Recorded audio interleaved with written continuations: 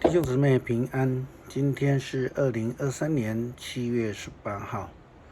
今天的经文是诗篇142篇，耶利米书第49章第7节到11节，以弗所书第4章17节到第5章第2节。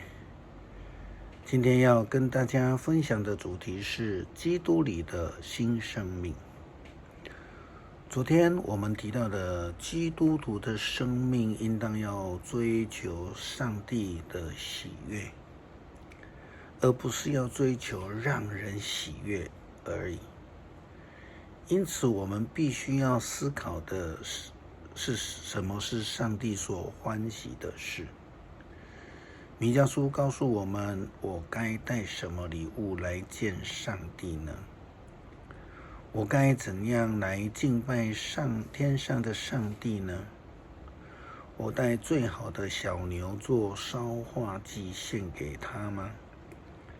上主会喜欢我献上成千只的公羊，或上万道河流的橄榄油吗？他会喜欢我献上长子来替我赎罪吗？不。上主已经指示我们什么是善，他要求的是伸张正义，施行不变的爱，谦卑的跟我们的上帝同行。敬畏上主是明智的，这是弥迦书第6章第7节到第9节 A。先知弥迦在第8节的时候说得非常清楚，一个要跟上帝同行的人必须追求的是上帝所要求的事。和合本的圣经这样翻译：世人啊，耶和华已指示你何为善，他向你所要的是什么？只要你行公义，好怜悯，存谦卑的心，与你的上帝同行。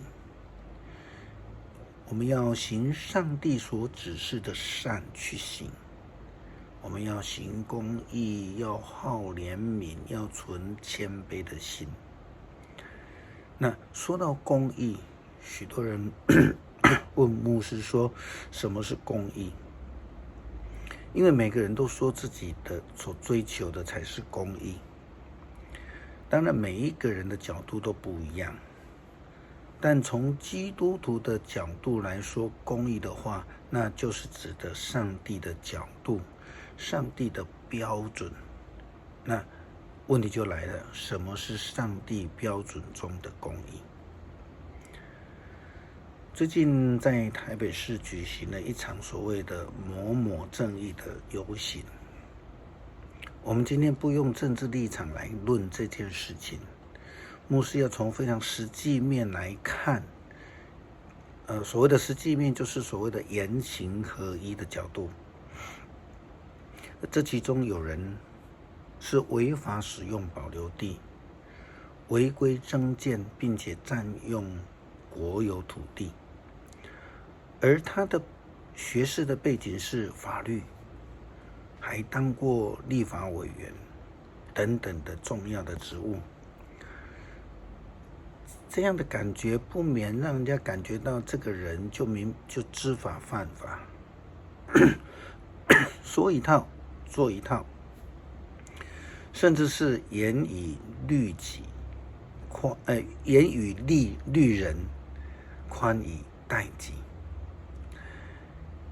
也有人是握着行政的资源，却不愿立法对囤房者施予惩罚性的税法，自己的家庭却拥有了极大数量的学生宿舍，租金普遍高于当地行情，也或许他们的品质比较好，但总难免让人家落入人家的口舌了哈。也因为他握有行政资源，没有立法打房，又另外一方面自己拥有极大数量的出租学舍，这有问题。另外，有总统参选人在执政期间呢，却将社会住宅的租金提高。他的理由是说，要将建筑成本包括在租金之内。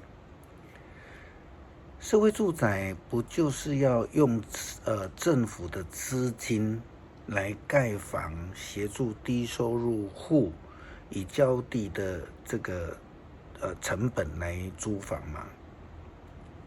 并且在任内还放宽了囤房税，从3.几%到2%，就被怀疑成为图利建商，忽略了居住正义。另外也有，当大家都在担心公共运输的方便跟建设，而且即便有一些人有车，也在烦恼停车位还有停车费，但是他却是在担心停飞机的问题，那种落差很大。牧师提这些问题是要让我们一起来思考一件非常重要的事情。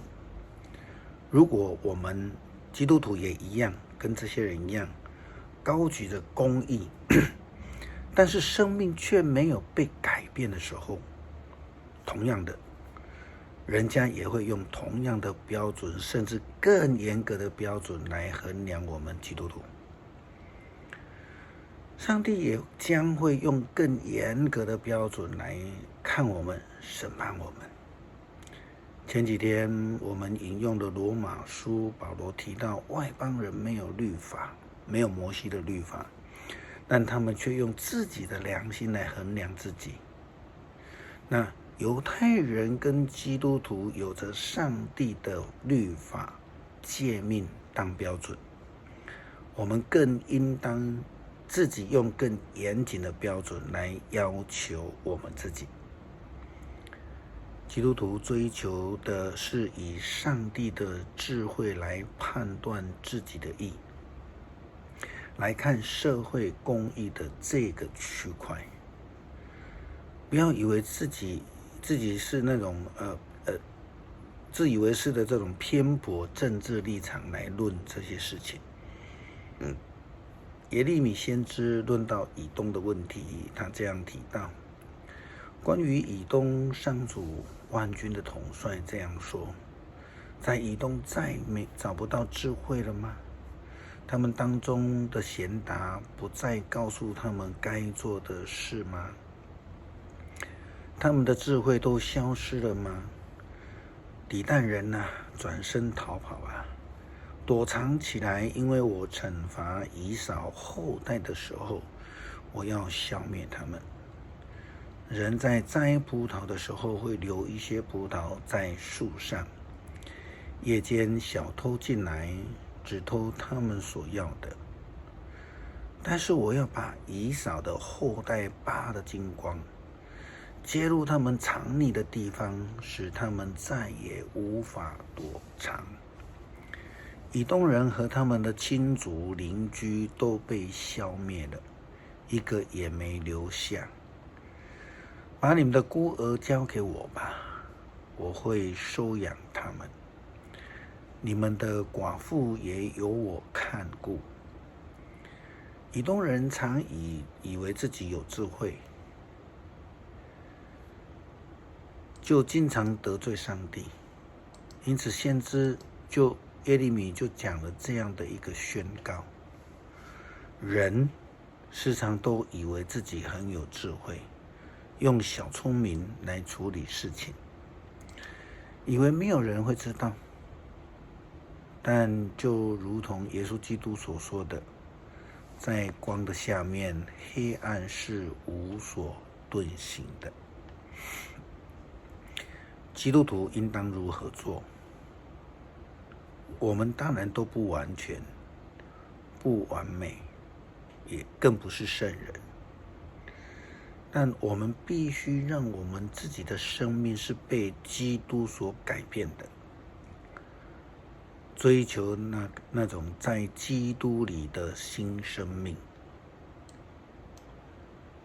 保罗写给以弗所教会的书信这样子提到：我现在奉主的名郑重的劝告你们，不要再过着像外邦人的生活，他们的思想虚妄，心地黑暗，跟上帝所赐的生命隔绝了，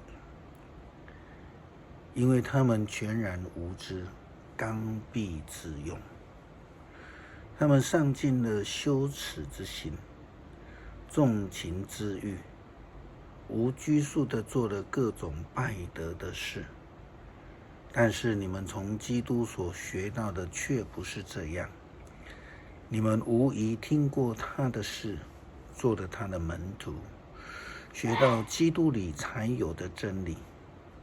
那么你们要脱下那一向使你们生活在腐败中的旧我，那旧我是由于私欲的引诱而腐化的了。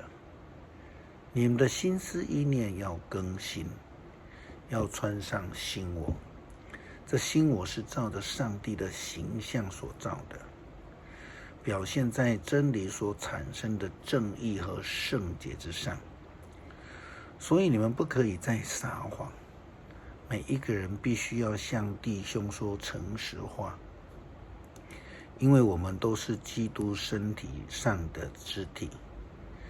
你们若发脾气，不可因这脾气而犯罪，也不可生一整天的气，不可让魔鬼有机可乘。从前偷窃的，不可再偷窃，要靠双手诚实的工作，才能够帮助贫穷的人。不要在言语上伤害别人，只要说帮助人的、造就人的话，使听见的人得益处。不要使上帝的圣灵忧伤，因为圣灵是上帝拥有了你们的印记，保证上帝释放你们的日子就要来到。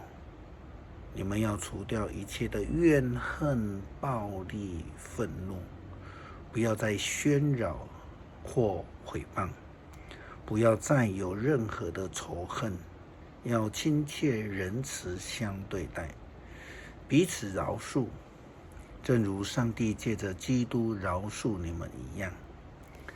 保罗的话正在对现代的你我说话。看看那一些政治人物的标准，再看看保罗所说的基督里的新生命，再想想先知弥迦的提醒，我们真的是要选择走在上帝真理的道路，与上帝同行，千万不要只选择某个政党的立场，应当要用上帝的义来做我们追求公义的标准。保罗又说，你们既然是上帝所爱的儿女，你们就必须效法他。你们的生活要处处表现爱心，正如同基督爱我们，为我们舍命，作为馨香的供物和祭品来献给上帝。